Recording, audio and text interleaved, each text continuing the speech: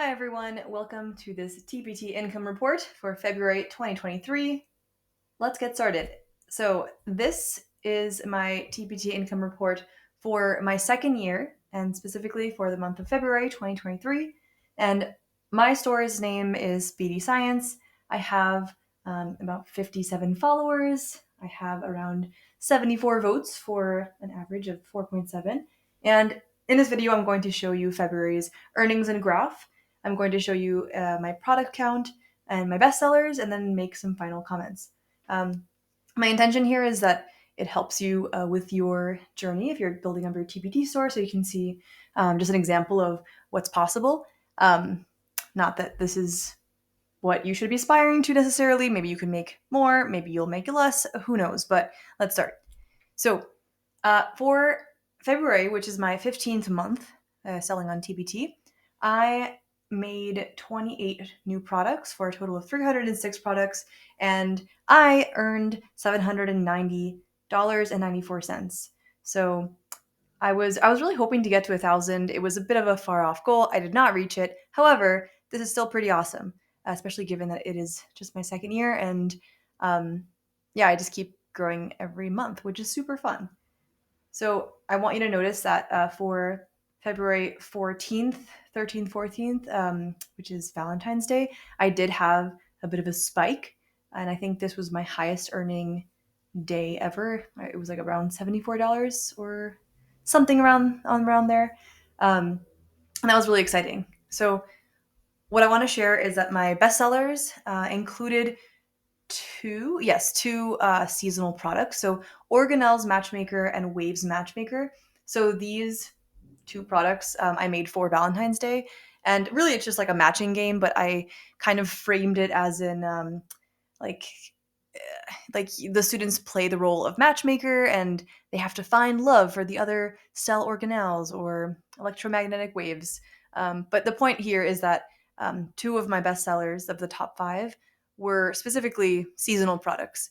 The other three, Gravity Simulations, Electric Charge FET, and Tectonic Plates Interactive, these three are all simulations, which means some kind of online interactive that students can kind of play around with to learn from, but I made worksheets that go along with them just to kind of guide their learning. And I have found that these three evergreen products are kind of one of the types of products that do the best for me. So interactives are really helpful. And I know that when I'm teaching a class and I want them to explore some online resource, it would be really cool if they can have some kind of worksheet or document where they can draw their models or write down their observations and stuff like that.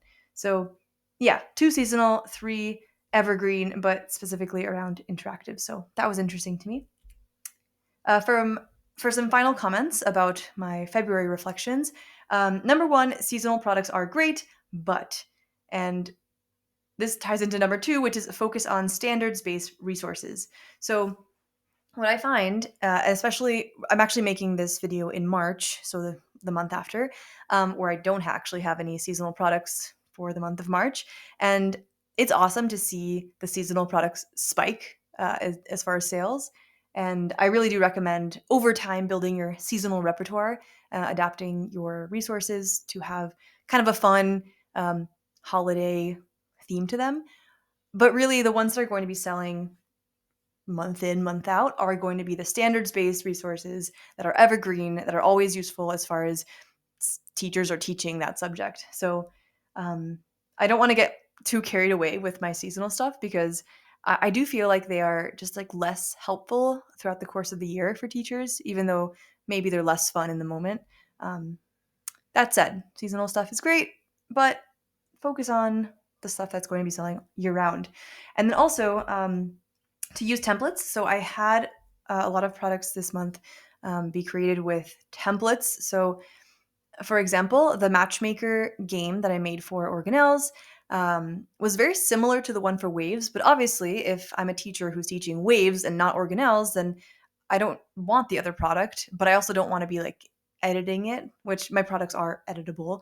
I know that some people don't like that, but I find it super useful. And if I were a teacher purchasing resources, that's what I would want. So, anyway, use templates because they will save you time as the creator.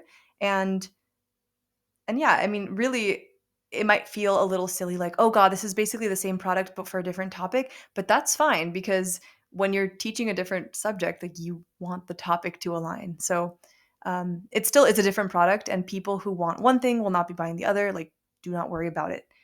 As long as it's actually a different resource and like tailored to the other topic. And then finally, create bundles. I don't have that many bundles in my store, but these are definitely the ones that bring the most money because I just have to sell a couple of them to make what I would need to make for, or what I would need to sell 10 other products for. So, yes, I need to create bundles going forward. Um, those were my ramblings and final comments. Seasonal products are great.